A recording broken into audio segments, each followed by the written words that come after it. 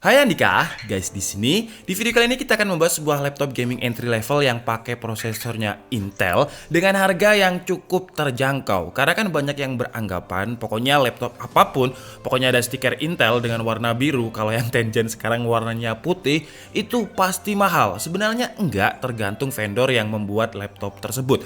Nah, di video kali ini kita akan membahas sebuah laptop gaming entry level dari Intel yang harganya cukup terjangkau. Tapi seperti biasa sebelum kita mulai videonya, buat kalian yang belum cuci tangan dulu. Kalau udah cuci tangan langsung aja subscribe channel ini, karena di channel ini kita akan membahas informasi menarik mengenai dunia gadget dan juga teknologi yang akan membuat hidup kalian lebih inspiratif dan produktif. Dan perkenalkan, ini adalah XP Pavilion Gaming DK1079TX yang memiliki harga sekitar 12 jutaan aja, tapi memiliki spesifikasi yang bisa dibilang price to performance atau best value banget di harganya. Untuk CPU-nya menggunakan Intel Core i5 10300H prosesor dengan 4 core 8 thread. Base clock-nya ada di 2,5 GHz yang bisa di boost sampai 4,5 GHz dengan smart case 8 MB.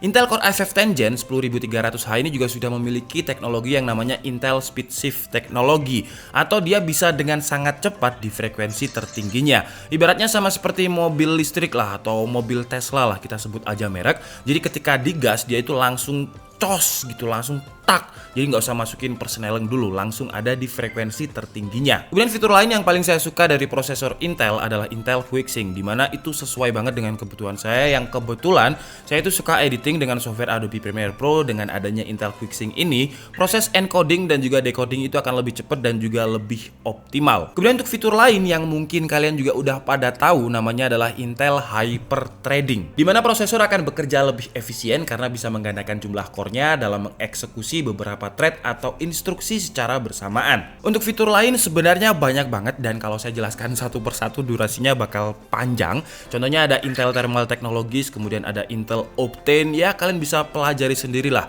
di websitenya Intel yang juga sudah saya taruh di kolom deskripsi. Kemudian lanjut, untuk memori RAM-nya, XP Pavilion Gaming memiliki RAM 8GB dengan speed 2933 MHz, DDR4 single channel yang masih bisa di-upgrade. Dan di tes gaming nanti kita akan langsung coba konfigurasi 16GB dual channel, karena menarik banget. Saya pengen tahu apakah laptop gaming entry level dengan harga 12 jutaan bisa mendapatkan refresh rate yang tinggi. Kemudian untuk storage-nya berkapasitas 512GB SSD PCIe NVMe yang speed-nya menurut saya seharusnya ditaruh di laptop XP yang high-end atau Omen, karena speed-nya kenceng banget untuk sebuah laptop gaming entry level. Dengan speed-nya itu lebih dari 3000 Mbps, sementara brand lain biasanya main aman di 1800 atau sampai 2000 Mbps. Kemudian untuk graphic card-nya menggunakan Nvidia GTX 1650 4GB GDDR6, dan sebenarnya ada SKU lain lagi yang menurut saya paling worth it di kelasnya. Cuman sekarang SKU tersebut goib, dan kalian juga mungkin udah tahu ya. Jadi untuk prosesornya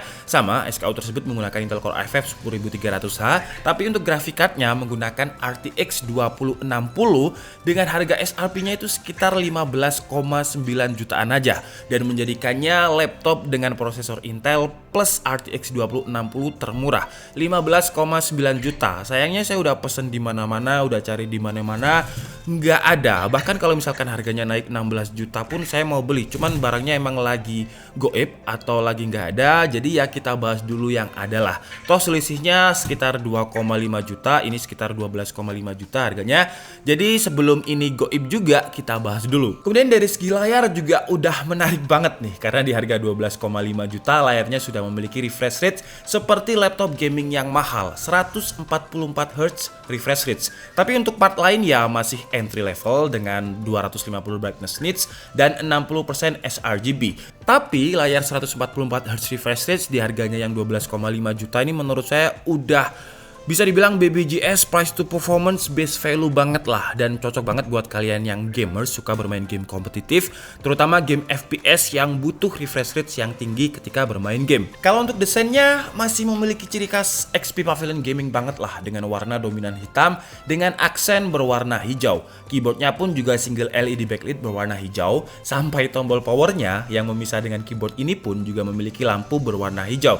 Buat kalian yang mungkin udah bosan dengan laptop gaming yang biasa biasanya warnanya dominan hitam dengan aksen merah, ya XP Pavilion Gaming ini bisa cukup menjadi alternatif lain lah kalau misalkan kalian bosan dengan aksennya sekarang berwarna hijau. Tapi jangan dibawa ke pantai karena ada aksen warna hijau, takutnya nanti diambil sama Ratu Pantai atau Nyi Roro Kidul karena kan beliau suka yang warnanya hijau. Untuk engselnya ada di tengah-tengah frame layar bawah dan sudah bisa dibuka dengan satu tangan. Untuk frame layarnya juga udah lumayan tipis, masih modern dan mengikuti tren laptop di 2020. Yang kerasa agak kurang menurut saya ada di touchpad yang feel-nya masih kerasa kalau ini laptop entry level banget, kurang solid dan agak kopong. Tapi karena XP Pavilion Gaming ini segmennya gaming, nggak mungkin kalian gaming pakai touchpad, kecuali kalian bermain game Zuma atau game Tetris pakai touchpad nggak masalah. Tapi kalau kalian mainnya game kompetitif kemudian pakai touchpad, menurut saya wah, kalau memang beneran seperti itu berarti kalian dewa banget skillnya. Kalau untuk keyboardnya menurut saya feel-nya juga udah oke. Cuman mungkin area arrow atau area panah yang menurut saya tombolnya agak sempit dan kurang nyaman aja kalau digunakan untuk bermain game. Untuk speakernya juga masih dituning oleh Bang & Olufsen yang suaranya ya lumayan lah untuk sebuah laptop dengan segmen atau kelas entry level. Walaupun suaranya nggak bisa dibilang yang wow banget, tapi ya adalah suaranya. Kemudian dari segi konektivitas, menurut saya juga udah BBJS atau price to performance banget. Karena di harganya yang cukup murah tadi, konektivitasnya udah mirip lah dengan laptop gaming high end. Pertama, untuk wifi-nya dia udah pakai Wi-Fi 6 802.11ax dengan MU MIMO. Jadi kalau misalkan kalian punya router Wi-Fi 6 juga di rumah, bermain game itu bakalan lebih nyaman karena kalian nggak perlu lagi antri bandwidth, gantian band switch, kemudian ping kalian jadi nggak stabil, nggak perlu, main game kompetitif jadi lebih nyaman. Kemudian untuk port I/O nya di sebelah kanan terdapat input power, 2 buah USB 3.1 Type A dan audio jack. Di sebelah kiri ada HDMI, USB 2.0 Type A, input LAN, USB-C dan slot micro SD card. Jadi untuk konektivitasnya menurut saya udah lengkap banget. Kemudian untuk kapasitas baterainya memiliki kapasitas yang standarnya laptop gaming entry level lah, 52,5 Wh battery. Dan ketika saya coba untuk video playback 1080p tanpa menggunakan koneksi Wi-Fi, screen brightness-nya 50% itu bisa bertahan sekitar 6 jam 15 menit. Dan ketika saya gunakan untuk Chrome web tasking menggunakan koneksi Wi-Fi, screen brightness-nya sama 50%. Keyboard backlit-nya saya matikan, itu bisa bertahan sekitar 5 jam 10 menit. Dan kalau digunakan untuk bermain game PUBG 1080p itu sekitar 1 jam 15 menit dan maksimum brightness. Jadi ya standarnya laptop gaming entry level. Kemudian untuk performanya seperti biasa kita loop sebanyak 10 kali di Cinebench R15 dan di skenario pertama adalah mode best performance dengan kondisi laptop plug-in atau dicolok. Dan untuk perolehan skornya itu stabil di angka 800-an CB dengan skor tertingginya ada di running pertama 896 dan skor terendahnya ada di running ketiga 849.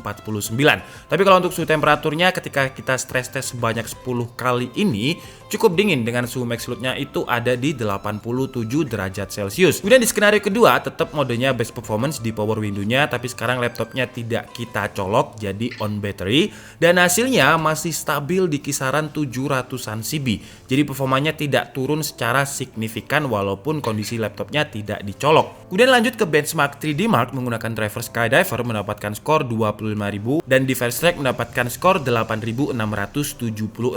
Lanjut ke tes editing menggunakan software Adobe Premiere Pro dan juga template yang memang biasanya kita pakai di DKID. Untuk proses editingnya udah nyaman banget karena ada Intel QuickSync video tadi. Untuk playback videonya bisa minim banget delay dan untuk rendering template yang memang biasanya kita pakai untuk rendering ini, Intel Core FF 10300H di XP Pavilion Gaming mampu merender dengan durasi waktu yang cukup cepat, 1 menit 26 detik. Kemudian untuk rendering di software Blender menggunakan template BMW, Intel Core FF 10300H mampu merender dengan durasi waktu 7 menit 33 detik dan GPU Blendernya 8 menit 41 detik. Dan sekarang masuk ke bagian yang paling kalian tunggu-tunggu yaitu tes gaming. Dan perlu dicatat kalau XP Pavilion Gaming ini sudah saya upgrade RAM-nya menjadi dual channel dengan kapasitas 16GB. Karena seperti yang saya bilang di awal tadi, saya pengen tahu apakah laptop dengan harga 12 jutaan Intel Core FF 10300H dan Nvidia GTX 1650 bisa mendapatkan refresh rate yang tinggi ketika bermain game. Dan pertama kita coba di game COD Warzone dengan resolusinya Full HD, grafiknya rata kiri dan hasilnya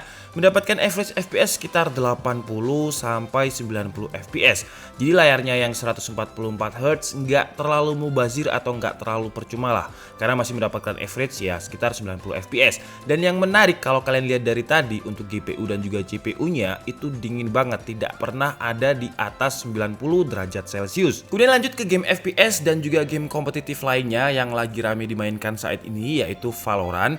Dan di sini kita menggunakan settingan resolusi Full HD, grafiknya rata kanan ya kalau Valorant. Dan hasilnya untuk average FPS-nya ada di 180 dan hampir 200 FPS. Jadi sebenarnya kalau misalkan di Valorant nggak update RAM pun juga masih bisa di atas 144 FPS. Jadi layarnya juga nggak percuma di game ini. Kemudian lanjut ke game kompetitif lain, yaitu Apex Legends. Dan di game ini saya menggunakan settingan resolusinya Full HD, grafiknya rata kiri. Karena saya coba rata kanan nggak pernah dapet di atas 100 FPS. Dan kalau saya rata kiri kan, itu kalau misalkan nggak terlalu war bisa 100 sampai 110 FPS. Kemudian lanjut ke game wajibnya di KID, yaitu PUBG PC atau PUBG Steam dengan resolusi Full HD, grafiknya very low atau rata kiri kalau PUBG ini. Dan hasilnya kalau misalkan nggak war 100 FPS sampai 110 FPS, dan kalau misalkan lagi perang bisa 80 sampai 90 FPS. Masih tinggi banget. Oke guys, jadi mungkin cukup segitu aja video review dari XP Pavilion Gaming DK1079TX kali ini. Sebuah laptop gaming budget entry level BBJS yang memiliki harga hanya 12.499 atau 12.500.000. Untuk link pembeliannya seperti biasa kalian bisa langsung cek di kolom deskripsi. Harga tersebut adalah ketika video ini saya upload, karena saya yakin untuk seri ini pasti juga akan goib. Kalau nggak goib harganya juga naik, karena menurut saya harganya ini terlalu murah dengan spesifikasinya yang ditawarkan. Kelebihannya jelas, layarnya udah 144 Hz refresh rate, meskipun komponen lain seperti sRGB, tingkat brightness needs itu masih entry level, tapi yang penting udah 144 Hz refresh rate. Kemudian untuk SSD-nya ini kenceng banget, lebih dari 3000 Mbps. Mungkin ini adalah laptop gaming entry level yang speed SSD-nya paling kenceng, karena yang lain itu biasanya 1800 atau 2000 Mbps. Kemudian kelebihan lain, Intel Core i5 10300H di Pavilion Gaming, suhunya juga cukup dingin dengan di bawah 90 derajat Celcius. Jadi kalau misalkan kalian main game dengan durasi waktu yang cukup lama, mungkin 6-8 jam, itu nggak akan ada rasa khawatir karena suhunya masih tetap dingin. Dan di harga 12 jutaan ini juga sudah include Windows 10 Home serta OHS 2019 atau Office Home and Student 2019 gratis seumur hidup. Yang kalau misalkan kalian beli sendiri di website Microsoft itu sekitar 1799 atau 1,8 juta. Kalau untuk kekurangannya, karena segmennya entry level, pasti ada part yang entry level juga. Contohnya seperti single LED backlit dengan warna hijau, jadi belum RGB. Kemudian untuk touchpadnya yang menurut saya juga masih laptop consumer atau entry level banget dengan beberapa area yang kopong. Cuman kalau masalah touchpad, kita pasti kalau bermain game itu menggunakan mouse, nggak pakai touchpad.